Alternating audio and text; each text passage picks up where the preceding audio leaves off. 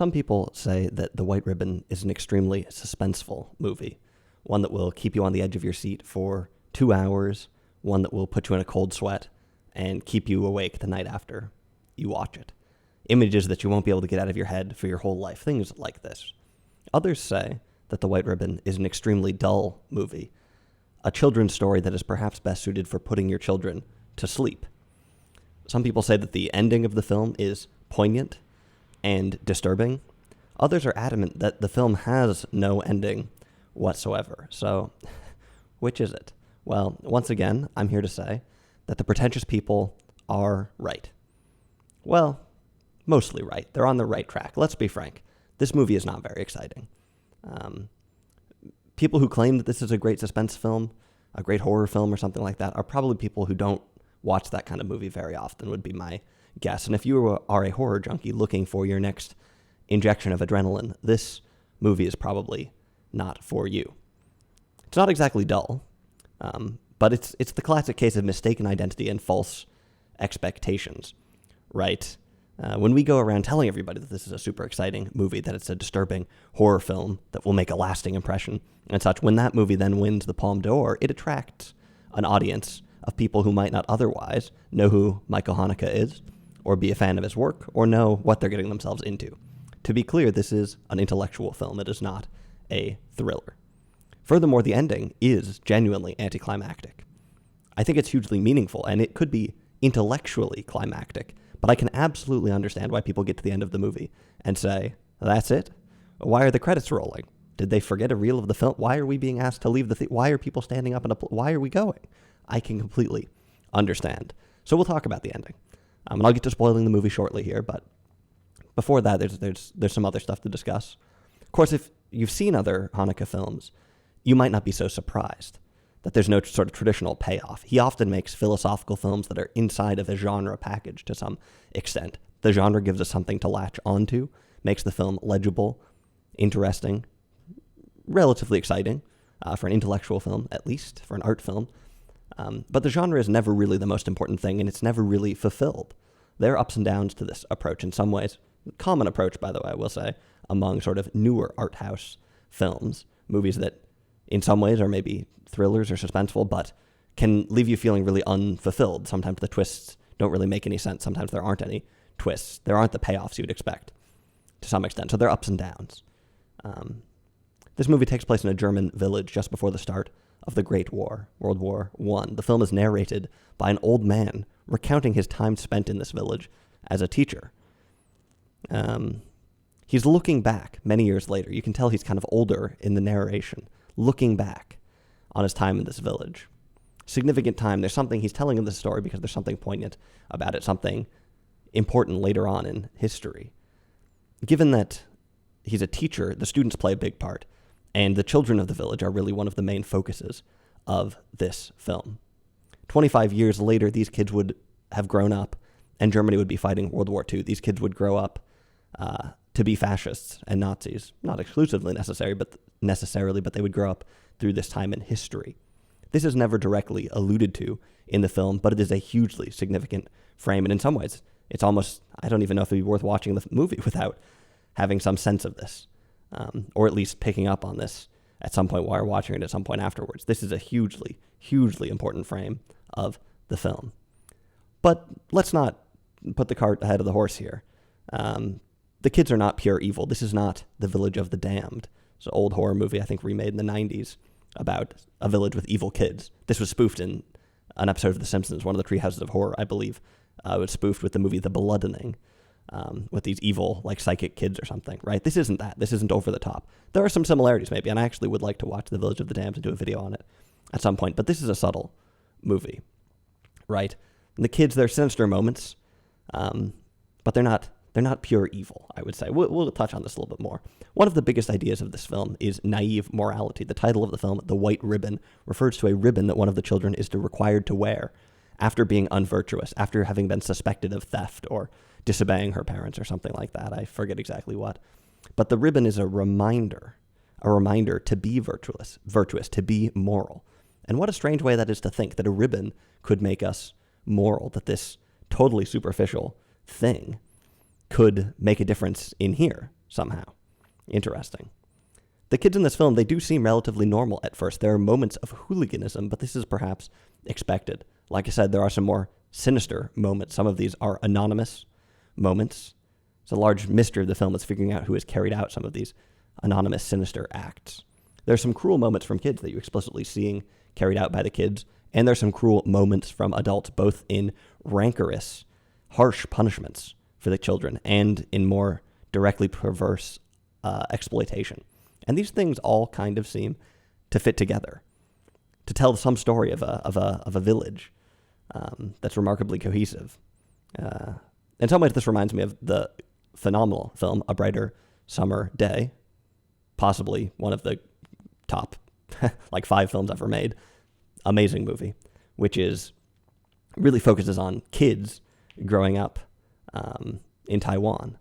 And even though the entire film is about kids, the movie is really about adults, right? There's a little bit of a reflection that's going on there. You see how the kids behave, you see the story of their childhood, and you learn a lot about what's going on in the adult world.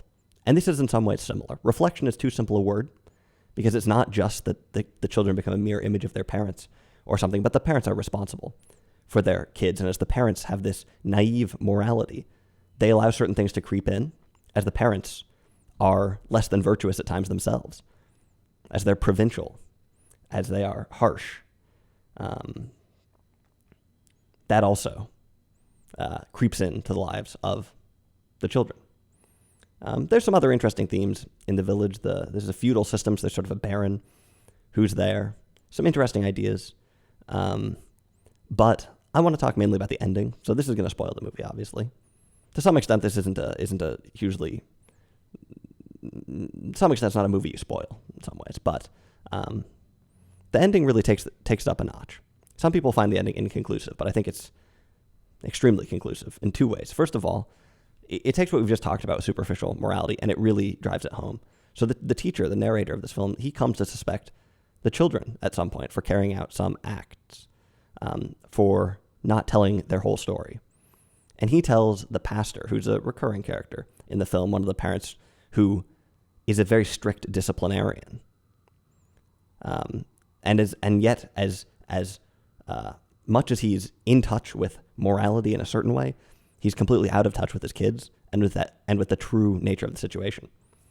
When the teacher comes and explains his suspicions to the pastor is incensed that such an accusation could be made, that somebody could suspect the children. The pastor is mainly focused on preserving the moral appearances and ideas of the village.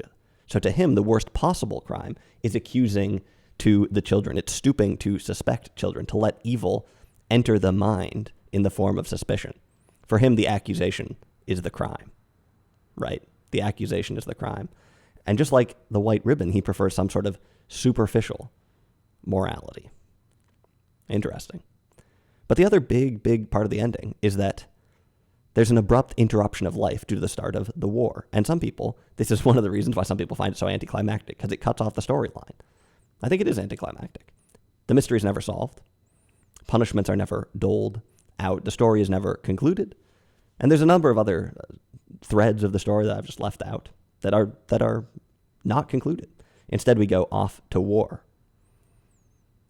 Anticlimactic, but surely this is also something about the cost of superficial morality. Interesting. When the beginning of the war is described, it's described very specifically with cascading alliances. And this is a common way to talk about World War I, where one thing happens, the Archduke is assassinated in Sarajevo, and then there's sort of a domino effect. That came much later.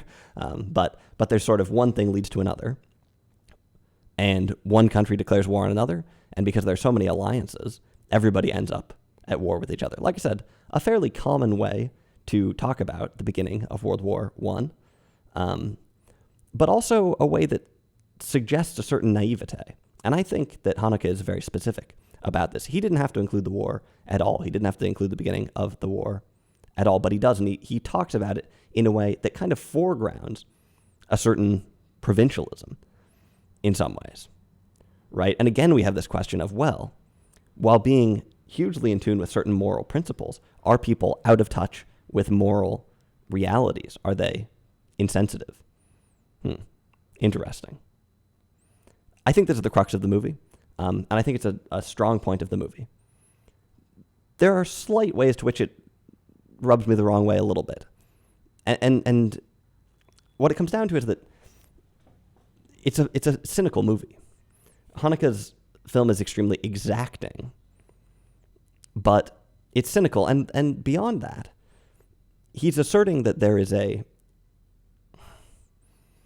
particular truth of greater meaning than the one that most people see, right? There's almost some sort of Plato's cave illusion going on here, where the villagers think that they're perceiving things one way, but in fact, they are watching the shadows on the wall. They really don't know what's going on. And that is a powerful idea, and one that could be true, but at the same time, it's a big claim to make. The claim that everybody is wrong, the claim that everybody is deceived and doesn't see things the right way, the claim that people don't, in fact, know how to think about morality, that they don't know how to process the world, see things, that they're blind, that they're completely deceived. Pretty bold claim. And that, to some extent, is what Haneke is doing, except for the enlightened teacher. Most other people seem more or less deceived. A sociology of backward people in some ways. Like I said, kind of a bold claim, and that's the one thing that to me seems a little bit cynical. It reminds me to some extent, especially the narration in this film, reminds me a little bit of the narration in the Lars von Trier film Dogville, which is another extremely cynical movie that tries to very exactingly explain why most people are wrong and off their rocker. But at the same time, what an interesting and what an incisive history, right? What a story to tell about, first of all, the feudal system, class in the feudal system, but also faith in the feudal system, meaning-making in this rural village, morality in this world, World War I, but also the kids growing up, and World War II. What a story to tell. What an interesting story told with an extremely exacting, but also subtle way. And for that, I think, very strong, very interesting movie. The White Ribbon. This is the third Haneke film on this channel. It won't be the last. But this is an interesting difference in some ways in it being a historical film. This movie is making, in some ways, kind of different claims from some of the other ones we've talked about, but in other ways, very similar ones about people not being in tune with true moral principle, but being more focused on something superficial, being more focused on themselves, being more focused on their own systems or something like that. That is at play in all of his movies that we've talked about here, and it strikes again. So, The White Ribbon, totally interesting movie, definitely worth watching.